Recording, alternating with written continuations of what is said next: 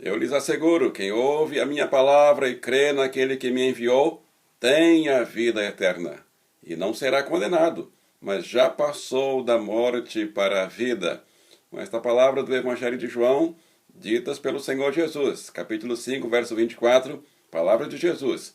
Nós damos as boas-vindas a você a mais uma reunião para plantar a paz do Príncipe da Paz, que morreu, mas ressuscitou. Estamos celebrando nesse domingo a ressurreição de nosso Príncipe da Paz.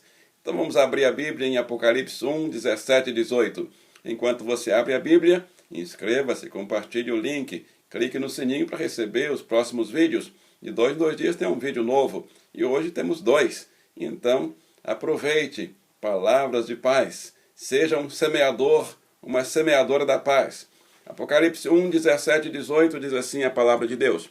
Quando o vi, caí aos seus pés como morto. Então ele colocou a sua mão direita sobre mim e disse, não tenha medo, eu sou o primeiro e o último. Eu sou aquele que vive. Estive morto, mas agora estou vivo para todo sempre e tenho as chaves da morte e do Hades. Deus e Pai, abençoa esta palavra em minha vida e através da minha vida, na vida de todos os meus irmãos e irmãs participantes desta reunião, em nome de Jesus. Amém. Que texto lindo do livro do Apocalipse. Marque na sua Bíblia aí, Apocalipse 1, 17 e 18. E o título que escolhemos é Filhos de Paz anunciam que Jesus Cristo vive em seus corações. Eu estou anunciando para você. Jesus Cristo vive em meu coração. Jesus Cristo vive no seu coração. Você que já recebeu Jesus em sua vida. E você que não recebeu, não é privilégio só de alguns, não. É para todos. Jesus é para todos. Abra o seu coração e receba o Senhor Jesus que vive e quer viver em seu corpo, em sua vida. Há mais provas de que Jesus ressuscitou dos mortos do que de muitos outros fatos da história. E é estranho que os historiadores aceitem fragmentos de fatos e até teorias. Mas diante das provas incontestáveis da ressurreição do Senhor Jesus, eles lançam um olhar incrédulo e levantam até dúvidas intelectuais. Quem diz isso é um dos maiores pregadores do mundo, que viajou no mundo todo pregando e encontrou muita gente, muitos intelectuais céticos, que acreditam em fragmentos de provas de outros fatos históricos e não acreditam no maior fato da história, no fato mais comprovado, onde tem mais provas no mundo da história, é a história da ressurreição de Jesus. Eu anotei aqui 5 fatores que atestam historicamente a ressurreição de Jesus. Primeiro fator, a morte de Jesus. Para haver ressurreição tem que haver morte. Então foi comprovada a morte de Jesus. Mandaram lá especialistas para constatar que Jesus realmente estava morto na cruz. A crucificação, só tiravam o crucificado da cruz depois de morto. Não tiravam enquanto não estivesse morto. Segundo prova, o seu enterro no túmulo. Ele foi sepultado. Sim, essa é uma prova de que Jesus ressuscitou. Porque há um túmulo e ele é visitado no mundo todo, por pessoas do mundo todo. O túmulo vazio após 3 dias é a terceira prova. Foram lá conferir, foram lá ver, e pessoas incrédulas chegaram e realmente viram que não estava lá. Após os 3 dias, exatamente no primeiro dia da semana, porque isso estamos celebrando hoje. As experiências, os testemunhos dos discípulos e daqueles que creram em Jesus realmente ressuscitado. É a quarta prova. Mais de 500 pessoas viram o Senhor Jesus ressurreto. E puderam, inclusive, colocar o dedo no lugar das feridas. Um deles foi Tomé. Você conhece a história. São Tomé. Jesus chegou para ele, Tomé, coloca o dedo aqui nas minhas feridas. Aqui no lado também. E Tomé tem quadros pintados, Tomé com o dedo lá na ferida do Senhor Jesus, provando que Jesus ressuscitou. E após isso, as conversões de Paulo. Paulo fala claramente que ele teve um encontro com Jesus ressuscitado, Jesus ressurreto, Tiago e tantos outros servos do Senhor. Então, a morte do Senhor Jesus, o seu enterro, o túmulo vazio, as experiências dos discípulos que testemunharam do Senhor, e após aqueles que estiveram fisicamente com Jesus, após outros discípulos. Eu também sou testemunha, porque o Senhor Jesus, ele também me alcançou. Ele também falou ao meu coração, através da Bíblia, através da palavra. E a minha vida mudou, a minha família mudou, a minha casa se transformou numa casa abençoada, porque o Senhor Jesus vive em minha vida. Anunciamos que Jesus vive desde a eternidade. Este é um ponto muito importante. João 1,1 diz: no princípio era aquele que é a palavra, e ele estava com Deus, e ele era Deus. João inicia a história do nascimento de Jesus não pela Maria ou por José, nem pelo anúncio do anjo. Ele inicia o evangelho dizendo: no princípio era aquele que é a palavra. Então é a palavra do Senhor hoje, é a palavra do Senhor Jesus, que é a prova viva para nós. Quando começamos a ler a palavra, o evangelho, nós vemos que o Senhor Jesus está vivo, porque ele se apresenta a nós, ele nos inspira, ele nos ilumina, ele estava com Deus e ele é Deus. E João inicia assim o seu evangelho dizendo que Jesus existe desde a eternidade. Anunciamos ainda que Jesus ressuscitou, porque diz aí o texto de Apocalipse, ele tem as chaves da morte e do Hades. Ele tem as chaves da morte e do Hades. Hades é um termo que significa lugar dos mortos. Então ele tem as chaves, porque o único que morreu e venceu a morte, o único que voltou aqui para falar como é e como aconteceu e tudo o que aconteceu, e se apresentar para nós, foi o Senhor Jesus, ninguém mais. Todos os que se apresentam não têm comprovação real, não são verdadeiros, não são de verdade. Jesus é de verdade. Certamente saber que Cristo tem as chaves da morte e do inferno é um grande conforto para todos nós, para nós crentes, para nós fiéis. Quero lembrar que o livro do Apocalipse foi escrito para confortar os crentes em tempos de sofrimentos. E nós estamos em tempos de sofrimentos. Então precisamos desta palavra. Jesus dizendo: eu estou vivo. Eu estive morto, mas estou vivo. Eu sou aquele que existo desde a eternidade. Antes de nascer de Maria, eu já existia. E eu passei a existir junto com vocês. Nascido de Maria. Eu vivi entre vocês. Fui morto, mas estou vivo. Apocalipse 1, 17 e 18 mostra essa palavra do Senhor Jesus. O próprio Senhor Jesus falando. Então o livro do Apocalipse foi escrito para confortar os crentes, para confortar o mundo em tempos de sofrimentos e de perseguições. Esses crentes enfrentaram grandes perigos e muitos deles foram submetidos até à morte por causa do Evangelho de Cristo. Mas saber que as chaves da morte e do inferno estão nas mãos de Cristo era um conforto, era um encorajamento para aqueles cristãos. Não havia o que temer. Ele diz: não tema. Isso porque o próprio Cristo, que triunfou sobre a morte e o Hades, é quem possui absoluta autoridade sobre eles. Aqueles que eram perseguidos até a morte podiam descansar sabendo que eram cuidados por aquele que ressuscitou dos mortos. Nesse sentido, a morte não era mais vista como um motivo de derrota, mas de vitória. Que maravilha! Aleluia! Glórias ao nome do Senhor. Anunciamos que Jesus Cristo ressuscitou e está vivo em meu coração e em seu coração. Se você já aceitou, se você já o recebeu, você pode testemunhar. Escreva aí nos comentários: Cristo vive em minha vida. Todo mundo que está assistindo agora, participando desse vídeo, escreva: você já recebeu Jesus em seu coração? Então, testemunhe aí para todos os outros que ainda vão ver este vídeo, que o Senhor Jesus está vivo em seu coração, para que mais pessoas no mundo inteiro também o aceitem como único Salvador e Senhor. Em Gálatas 2:20, o apóstolo Paulo, que é testemunha da ressurreição de Jesus, depois que Jesus foi assunto aos céus, ele diz: fui crucificado com Cristo. Assim já não sou eu quem vive, mas Cristo vive em mim. Esse é o testemunho de Paulo. Esse é o meu testemunho. É o seu testemunho também? Então escreva aí: Cristo vive em mim. E a vida que agora vivo no corpo, vivo-a pela fé no Filho de Deus, que me amou e se entregou por mim. Concluindo, dois velhos amigos se reencontraram depois de muitos anos.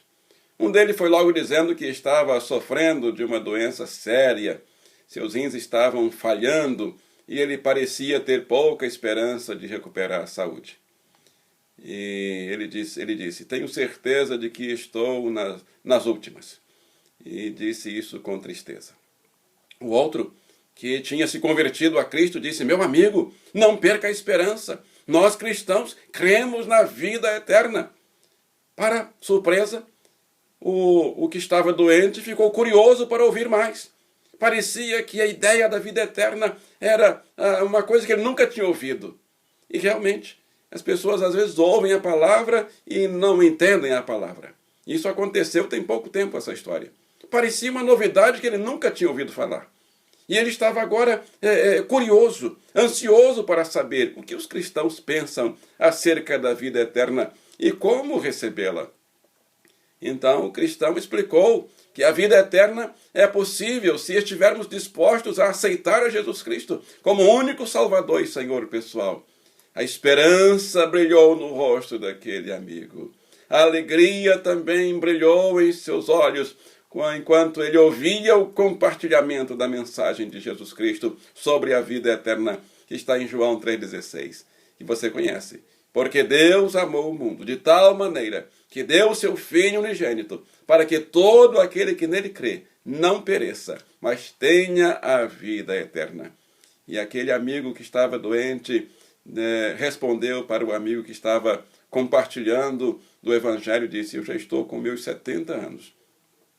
Mas eu nunca ouvi uma coisa tão boa como esta. Este é o meu Jesus, que vive, que ressuscitou, que está vivo. Nunca ouvi uma coisa tão boa como esta. Os comentários do meu amigo me surpreenderam. Seus comentários me surpreenderam, meu amigo. Eu presumia que não havia esperança para mim. Mas agora eu sinto a esperança nascer em meu coração. Oh, que coisa maravilhosa! Como Deus é maravilhoso, que manda Jesus para trazer a vida, para restaurar a vida. E aquele homem disse, eu senti uma profunda compaixão por aquele meu irmão, que nunca tinha escutado as boas novas de Cristo. Ou talvez tivesse escutado, mas na hora boa as pessoas não prestam atenção, não querem ouvir. Estão escutando, mas não estão permitindo que a palavra entre e traga compreensão. E então, quantas pessoas que ouvem a palavra, ouvem pela televisão, ouvem pelo rádio, mas a palavra não está fazendo efeito nenhum. Então, às vezes, numa hora assim, quando chega a doença, a pessoa então presta atenção e fica surpresa. Ué, mas eu estou cansado de ir à igreja e nunca senti o que eu estou sentindo agora. Então você precisa ir ao templo, ir à igreja e ouvir a mensagem com vontade de entender, com vontade de aprender. E você precisa também compartilhar a mensagem. Quantas pessoas que você encontra e que você acha que a pessoa já sabe tudo sobre a vida eterna e sobre o Evangelho, e não sabe, sobre as boas novas. Então, pregue a palavra. Diz o apóstolo Paulo a Timóteo, 2 Timóteo 4,2. Pregue a palavra, a tempo e fora de tempo. Daqui a pouco vamos orar. Eu convido você para esta oração, mas antes, convide as pessoas que estão próximas a você na sua casa. Fale com as pessoas, vai ter uma oração aqui. Uma oração que é a oração da ressurreição de Jesus. Vamos parar por alguns segundos para agradecer a Deus por esse presente, por ter nos dado Jesus, que morreu, mas ele está vivo. Ele ressuscitou e ele quer viver, fazer parte do nosso dia a dia. Então vamos fazer a oração do pecador arrependido. Essa é a oração que devemos fazer no encerramento desse dia, no encerramento desta celebração do aniversário da ressurreição de Jesus. Vamos nos apresentar a Ele como pecadores, mas arrependidos, para que a vida dele se torne agora o nosso viver. Como dizia Paulo, vivo não mais eu, mas Cristo vive em mim. E a vida que eu agora vivo, vivo-a na fé, no Filho de Deus, que me amou e se entregou por mim. Oremos. Senhor nosso Deus, nosso Pai, Todo-Poderoso, Criador dos céus, da terra e do mar, na virtude do Espírito Santo, e em nome do Príncipe da Paz, que morreu, mas ressuscitou, e tem as chaves da morte e do Hades, nós queremos reconhecer que somos pecadores. Não merecemos nada do Senhor.